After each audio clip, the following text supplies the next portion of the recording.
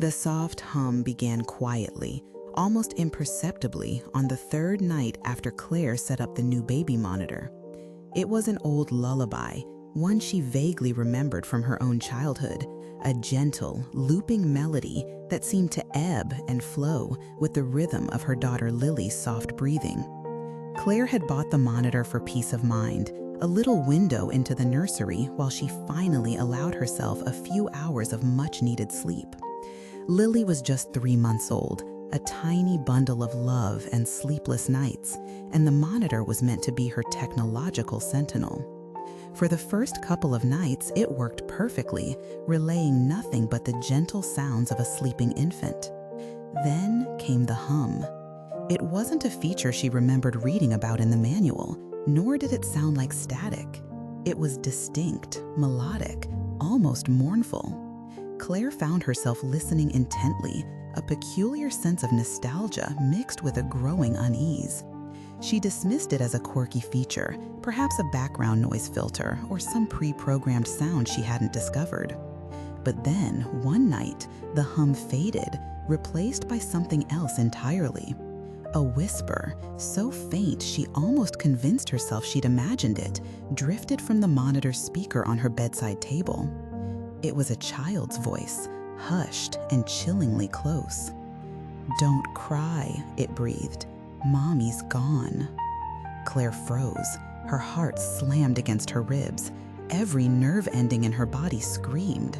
She flung the covers back, her feet hitting the cold floor before her mind could fully process the terror.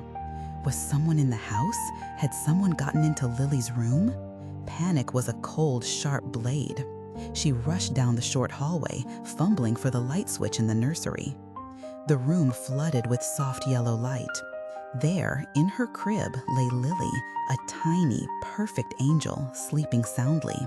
Her chest rose and fell in even, peaceful breaths. Her little fist was tucked under her chin. No one else was there. No windows were open, the door was securely shut.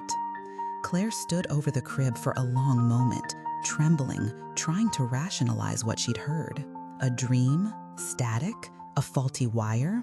She ran her hand over Lily's soft hair, the warmth of her daughter's head a soothing anchor in the storm of her fear. Eventually, she retreated, but sleep eluded her for the rest of the night. The next evening, Claire hesitated before plugging the monitor back in, but the exhaustion won out. She needed to know Lily was safe, and despite the unsettling incident, the monitor was working. She told herself it was just a strange occurrence, a glitch. She put Lily down for the night, adjusted the camera, and went to bed, trying to push the eerie whisper from her mind. Hours later, the hum returned, low and persistent, filling the quiet bedroom. Claire's eyes snapped open. She held her breath, listening. The hum swelled slightly, then tapered off. And then the voice came again, clearer this time, colder, laced with an unsettling possessiveness. "She's mine now," it whispered, the words echoing in the stillness of the room, seeming to wrap around her. This was no static. This was no dream. A cold dread seeped into her bones. Claire sat bolt upright, staring at the monitor, its little indicator light glowing innocently. A phantom hand seemed to squeeze her chest. Without a second thought, she reached out and snatched the plug from the wall socket. The little light went out. Silence.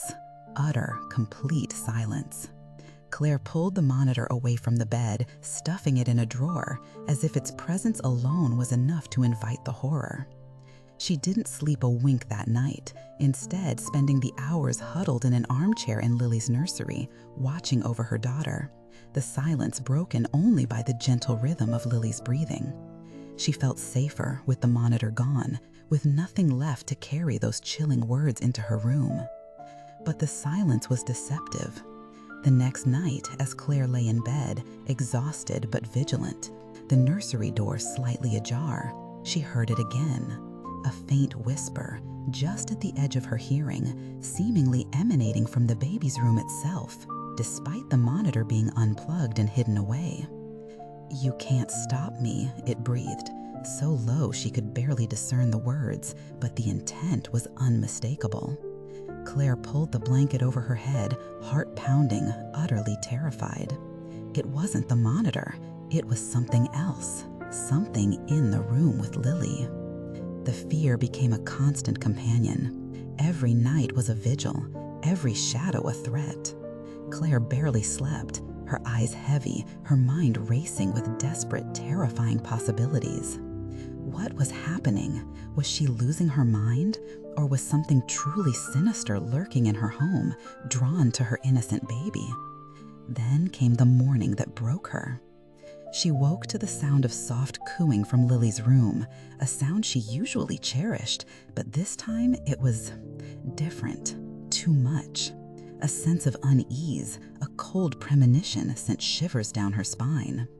Claire dragged herself out of bed, her limbs heavy with exhaustion and dread, and pushed open the nursery door. She stopped dead in the doorway, her breath hitched, the world tilted. In Lily's crib, nestled side by side, were two babies, both identical, both swaddled in Lily's familiar blankets, both with the same tufts of light brown hair. They looked exactly alike, perfect reflections of her daughter.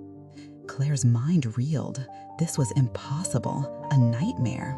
She blinked, rubbed her eyes, but the vision remained. Two tiny faces looked back at her, serene and innocent. She stumbled forward, reaching out a trembling hand, utterly lost in a fog of disbelief and terror. Which one was Lily? Were both of them Lily? Was neither of them Lily? As she hovered over the crib, one of the babies, the one on the left, slowly opened its eyes. Its gaze was unsettlingly mature, not the soft, unfocused gaze of an infant, but sharp, knowing. Its tiny lips parted, and a voice, that same chilling whisper she had heard through the monitor, through the silence of her home, filled the room. "I told you I'd replace her." The words hung in the air, cold and definitive, shattering Claire's world into a million irreparable pieces. The silence that followed was deafening, broken only by the soft, identical cooing of the two babies. What would you do in Claire's place? How do you distinguish love from terror when everything you know has been twisted beyond recognition?